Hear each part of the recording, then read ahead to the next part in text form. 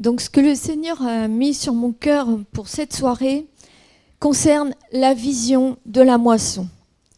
Je ne parlerai pas très longtemps ce soir, mais c'était vraiment très très pressant. C'est revenu plusieurs fois et voilà, je vous explique. Je vais revenir sur le verset de l'Apocalypse 14, 15, 16. Je regardais et voici il y avait une nuée blanche et sur la nuée était assis quelqu'un qui ressemblait à un fils d'homme, ayant sur sa tête une couronne d'or et dans sa main une faucille tranchante.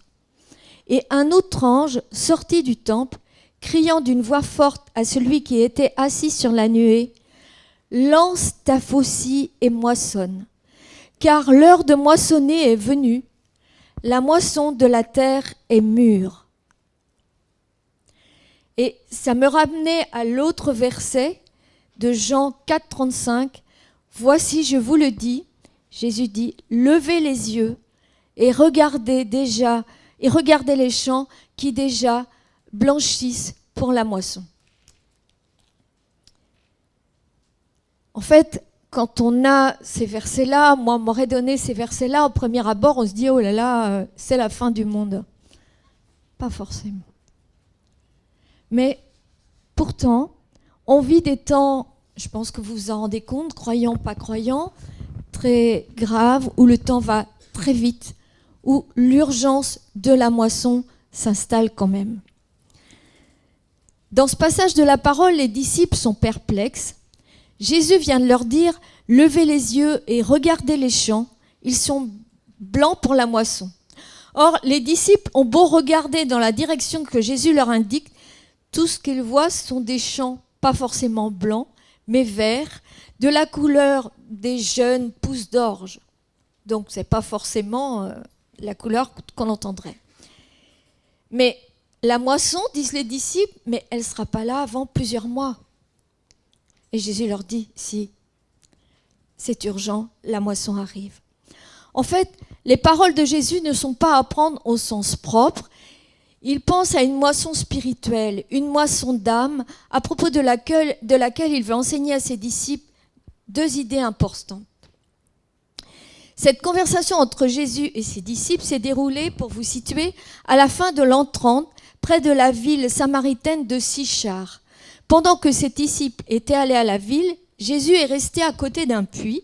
Il a parlé à une femme, donc, qui avait saisi toute l'importance de ses enseignements. Au retour des disciples, la femme s'est dépêchée d'aller rapporter à ses voisins les vérités qu'elle venait d'entendre. Ces paroles ont fait une telle impression qu'une foule s'est précipitée vers le puits pour rencontrer Jésus.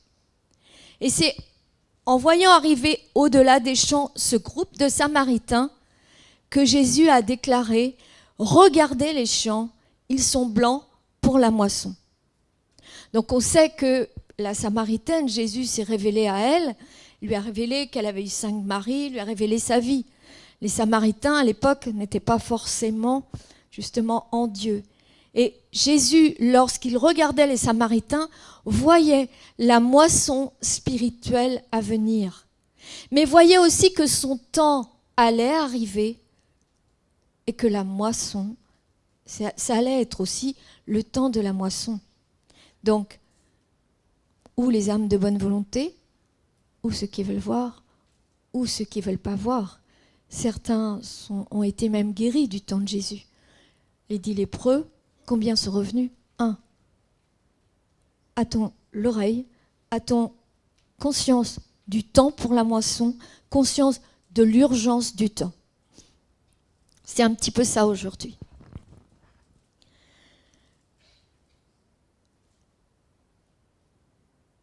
L'œuvre est urgente. Ce sont les paroles de Jésus, pas les miennes. En disant « les champs sont blancs pour la moisson », Jésus invitait ses disciples à agir sans tarder. Déjà, le moissonneur reçoit un salaire, le verset d'après. Autrement dit, la moisson avait déjà commencé et il n'y avait pas une seconde à perdre. Dans ce contexte, deuxièmement, ce qu'on voit, c'est que les ouvriers sont joyeux. Comme disait Yves tout à l'heure, Dieu nous invite à la joie. Semeurs et moissonneurs se réjouissent ensemble. De même qu'il a dû être heureux de voir que bon nombre de Samaritains eurent foi en lui, De même, ses disciples connaîtraient une grande joie à travailler de tout cœur à la moisson. Cet épisode revêt un intérêt particulier pour nous parce qu'il illustre ce qui se passe actuellement. Donc, on va nous dire, oui, mais vous parlez de la moisson, c'est un petit peu être prophète de malheur. Non. La moisson, c'est pas non plus la fin du monde, même si on sait que des signes arrivent, que des signes nous mettent la puce à l'oreille, mais avons-nous le regard, avons-nous la conscience, avons-nous l'oreille pour écouter, la prise de conscience pour se rendre compte de l'urgence de la moisson. Dans cette vision, Jésus apparaît coiffé d'une couronne et portant une faucille. La couronne d'or sur sa tête signale sa royauté. La faucille aiguisée dans sa main qu'il est aussi le grand moissonneur. En faisant dire à un ange que la moisson de la terre est tout à fait mûre, Dieu souligne l'urgence. Qu'est-ce que la moisson? La moisson, ce n'est pas forcément la fin du monde. Un jour ou l'autre, Dieu nous demandera à chacun la moisson. Qu'est-ce qu'on aura fait dans notre vie? Donc, il y a la moisson pour moi, la moisson autour de moi et la moisson pour Dieu. Attendez, je vais prendre ma...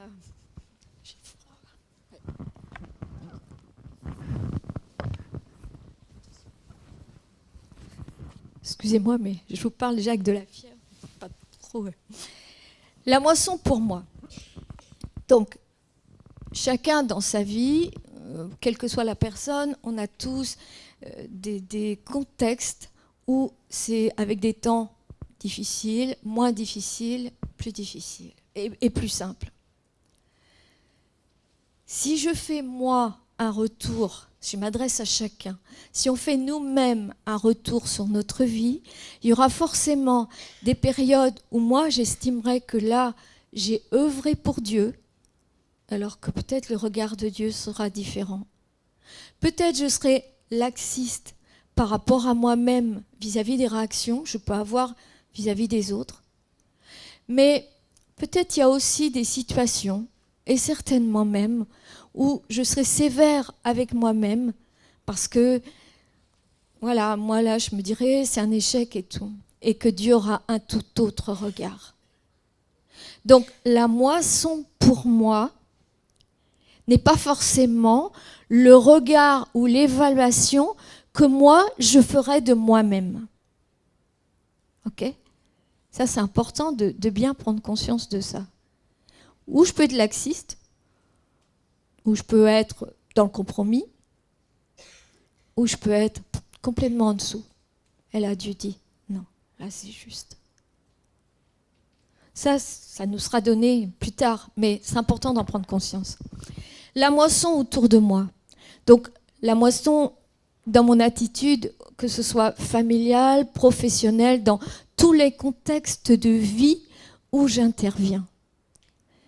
Et Dieu me montrait, mais tous ces contextes de vie où on a l'impression quelquefois de semer et que ça ne marche pas.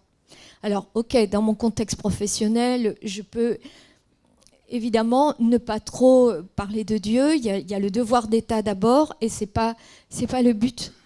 Mais si je vois un collègue en difficulté, il y a diverses façons de rayonner et de refléter la gloire de Dieu.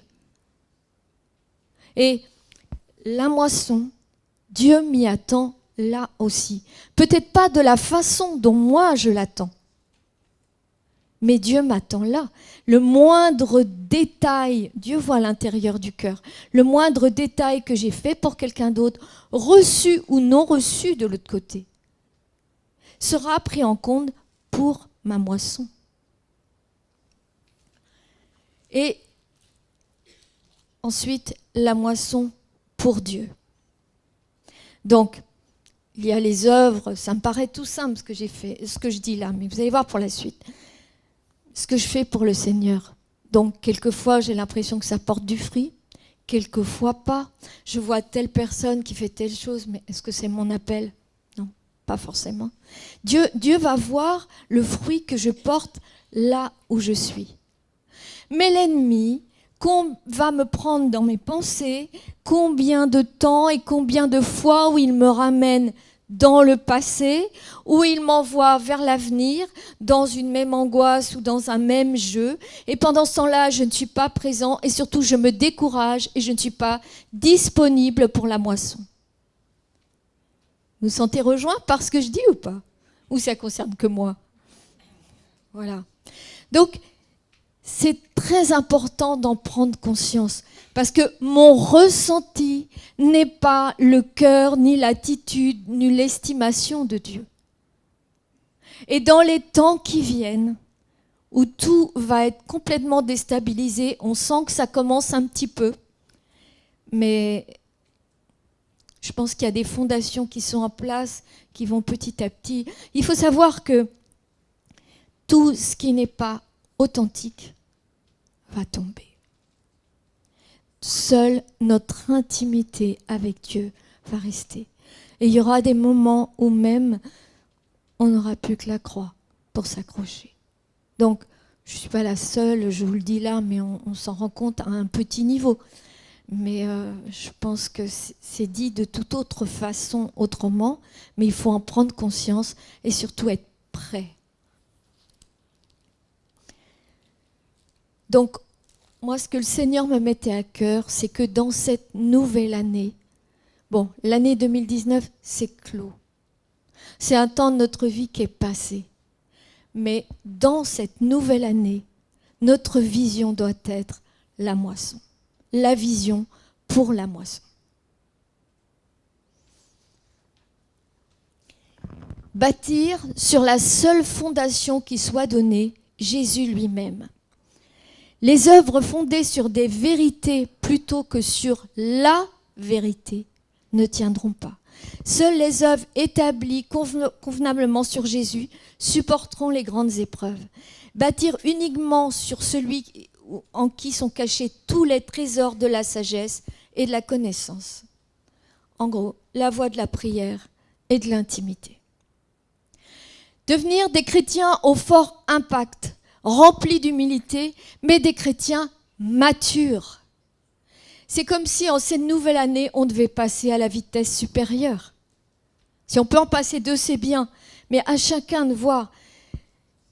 En fait, beaucoup de chrétiens, moi ça m'arrive aussi, on demeure bien souvent centré sur nos besoins personnels. On va voir un équipier, on va voir un autre équipier, c'est nécessaire et il nous faut progresser.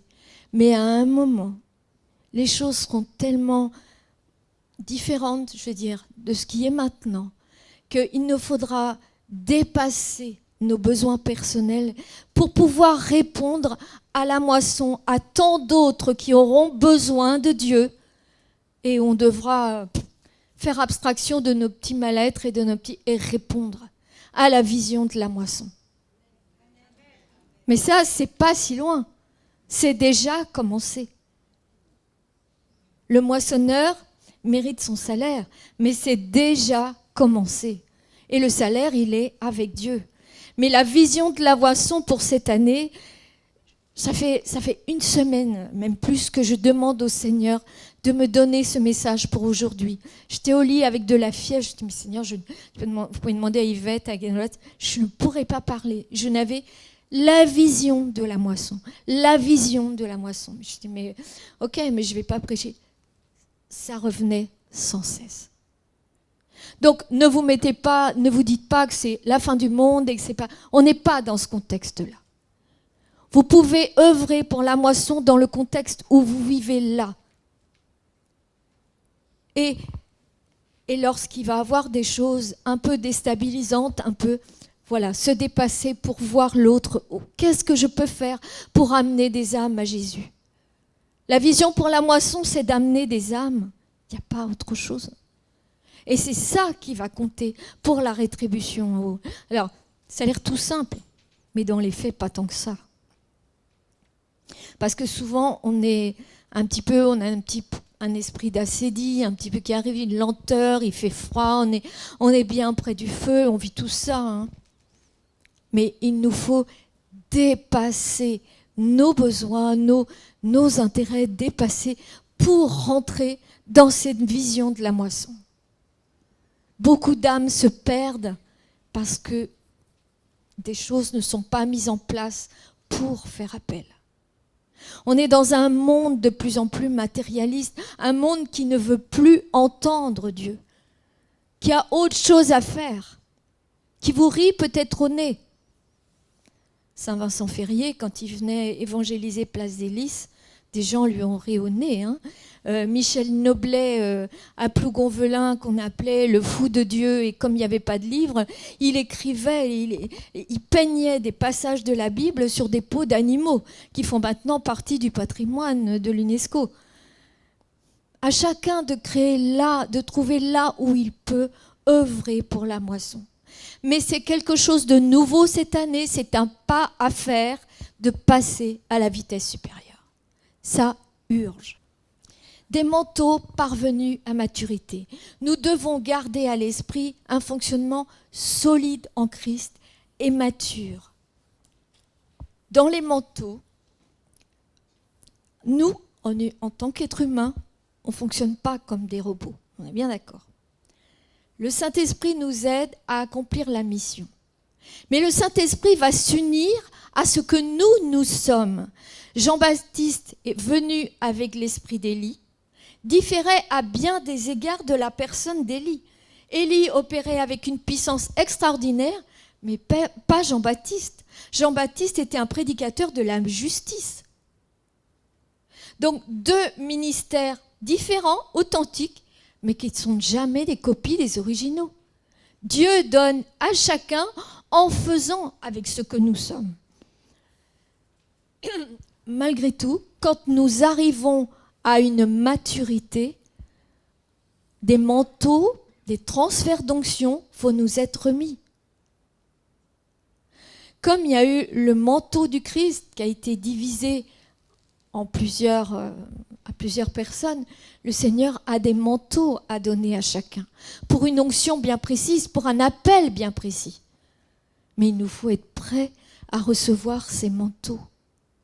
Et sans la maturité, si on reste centré uniquement sur notre petit besoin, on n'ira pas, on ne passera pas à la vitesse supérieure. Et Dieu a besoin de pouvoir compter sur des gens désintéressés d'eux-mêmes, qui sont prêts à soutenir même les difficultés, de franchir les obstacles pour cette vision de la moisson. Et on arrive dans ces temps-là. Alors ne vous dites pas, moi je ne suis pas un grand prédicateur, moi je ne suis pas ci, je ne suis pas ça. Non. Dieu va aller chercher pas dans des structures déjà installées. Je suis désolée, mais il m'a montré en rêve certaines choses. Il va prendre des gens tout simples, qui seront peut-être complètement marginaux, qui va oindre, qui auront la vérité. Ce sera un don, ils auront la connaissance d'emblée. Il y aura une telle urgence, une telle moisson d'âmes à récolter, il n'y aura plus de questions à se poser.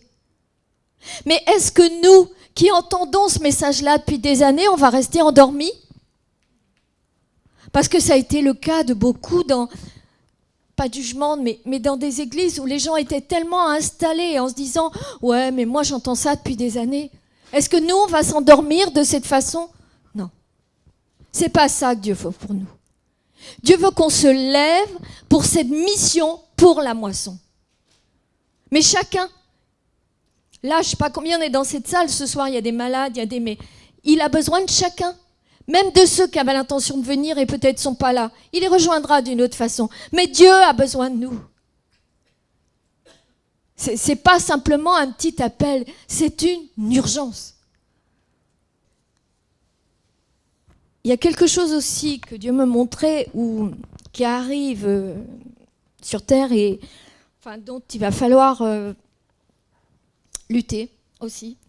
Donc, on est dans un monde où le progrès, autant dans les entreprises que dans le milieu médical, on a tous besoin, ou dans d'autres domaines industriels et autres, des robots, des choses qui vraiment améliorent les tâches pénibles. Et là, est en train de s'installer, donc là je ne parle pas du tout de politique, je reste dans le domaine spirituel, est en train de s'installer un esprit totalitaire. Je ne sais pas si vous avez entendu parler de l'intelligence artificielle, où des conférences sont faites dans divers endroits, mais je peux vous assurer, 007, c'est dépassé depuis longtemps. Et on va se retrouver dans des domaines où le robot, qui a un esprit totalitaire, va essayer de prendre le côté humain. On va faire des robots qui imitent, et c'est déjà commencé, la personne, qui ont les émotions, le reste. Enfin, sur je ne sais plus quelle revue, je tombais par hasard, on disait la femme s'était acheté un robot pour remplacer le mari. Enfin, vous voyez ce que je veux dire.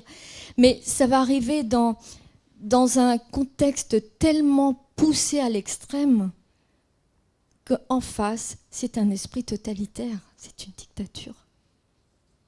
Donc, si nous ne sommes pas armés et ancrés en Christ, mais revêtus de la puissance du Christ, on ne tiendra pas. Et dans la vision pour la moisson, il y a aussi le fait de confronter cette puissance. Et c'est en train de s'installer. Donc, on est peu, on peut prier. La puissance de quelques-uns peut, voilà, la puissance de la prière. Mais il faut savoir que c'est ce qui arrive. Et je peux vous dire que dans certains domaines de l'enseignement ou autres, on commence à en parler. Donc ce n'est pas une utopie. Ce que vous pouvez voir dans Interfilm, c'est déjà complètement dépassé et ça va très très loin. Donc c'est un esprit totalitaire qui petit à petit veut annuler l'humain. C'est diabolique derrière. Hein.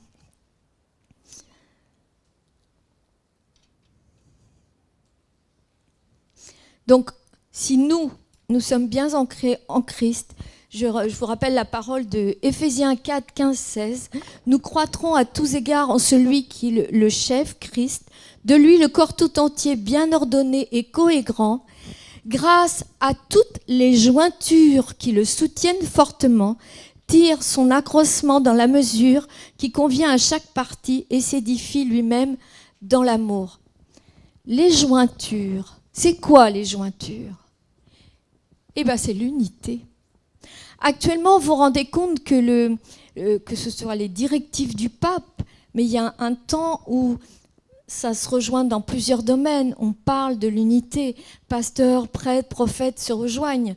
Ça fait longtemps qu'on en parle. Ça fait 15 ans qu'on le vit ou plus dans certains domaines. Mais on sent que dans des espaces où ça n'avait pas lieu jusqu'à présent, ça commence. On en parle de s'allier les uns avec les autres. Parce que va arriver un temps où l'unité sera la seule preuve, la seule solution. Ce sera notre force, notre puissance, et c'est l'unité en Christ qui va prévaloir. On aura peut-être des temps où on va avoir l'impression que tout est perdu. Mais de garder la tête haute, de garder le regard sur Jésus, c'est ça qui va être notre force.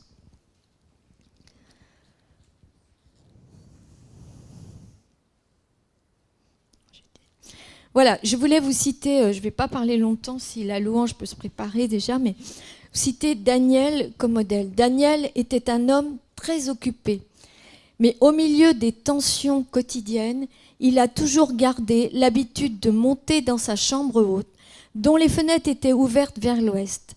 De là, regardant vers Jérusalem, à des centaines de kilomètres au-delà de l'horizon, il priait et rendait grâce à Dieu. Écoutez bien. Même au jour où ce geste signifia pour lui la fosse au lion, Daniel refusa de négliger sa prière. Il gardait vivante sa vision en centrant ses pensées sur la cité de Dieu. Plus je rencontre de problèmes dans la moisson, plus le temps semble vouloir m'écraser, plus je fixe fermement les yeux sur Dieu. Je veille à toujours regarder en haut. Si tu veux conserver et ne pas perdre ta force, ne perds pas la vision de Dieu et de la moisson. La cité de Dieu est toujours ta destination. C'est ta maison, la demeure de notre Dieu. Maintenant, en remplissant ta tâche, prends bien soin de prendre chaque jour, chaque heure, le temps de t'arrêter pour jeter un regard sur la Jérusalem céleste, la cité de Dieu. Si tu négliges de lever les yeux au milieu de ton travail, je dis bien même au milieu de ton travail, une seconde, pour la regarder, si tu négliges de t'arrêter pour en écouter la musique, pour respirer l'air qu'elle t'envoie, ou pour boire au courant qui coule de sous ses portes, tu seras épuisé. Comprends et souviens-toi que la force pour tenir dans la moisson te vient de la cité de Dieu. Et la parole dit, et je vis descendre du ciel, d'auprès de Dieu, la ville sainte, la nouvelle Jérusalem, prête comme une épouse qui s'est parée pour son époux. J'entendis du trône une forte voix qui disait, voici le tabernacle de Dieu avec les hommes, il habitera avec eux, ils seront son peuple et Dieu lui-même sera avec eux. Il essuiera toute larme de leurs yeux. La mort ne sera plus et il n'y aura plus ni deuil, ni cri, ni douleur, car les premières choses auront disparu. Apocalypse 21. Donc, je ne sais pas pourquoi vous êtes venus ce soir, mais il n'y a pas beaucoup de choses à retenir. Simplement, gardez la vision de la moisson. Et que chacun s'examine ou comment cette année c'est possible de faire plus, que je passe à la vitesse supérieure. Après, il y a la liberté de chacun, évidemment. Comment je peux œuvrer et avoir cette mission, cette vision de la moisson. Que ce soit dans mon travail, en étant mère au foyer, peu importe mon état de vie, peu importe mon devoir d'état. Mais je ne dois pas perdre à l'œil et à en penser. Même quand je fais un travail, penser à Dieu de temps en temps. Ça n'empêche pas de se concentrer sur le travail, bien sûr. Mais ne perdez pas la vision de la moisson. C'est l'urgence pour aujourd'hui. Voilà, merci.